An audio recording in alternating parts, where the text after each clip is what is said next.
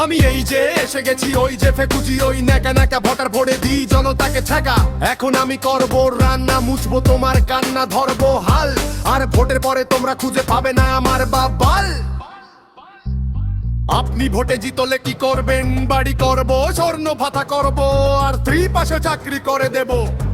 আপনি তো কামাল ধামাল করে দিবেন দেখছি।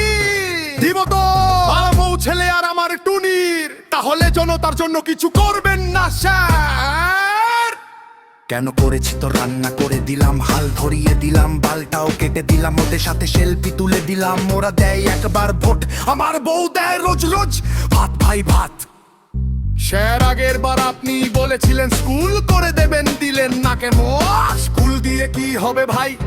আমি 1,500 টাকা দিচ্ছি তো, তাই অনলাইনে দেখবে শুধু, আর বলবে কোথায় গেলে ও মধু। স্কুলে গিয়ে কি হবে শুনি?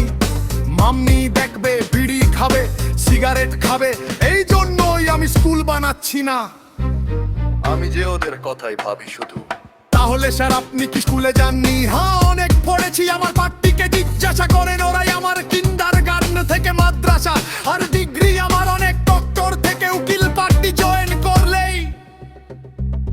স্যার আপনার ভোটের চিহ্ন বন্দুক কেন? ওই যে শান্তির প্রতীক, শান্তির প্রতীক তো পায়রা স্যার।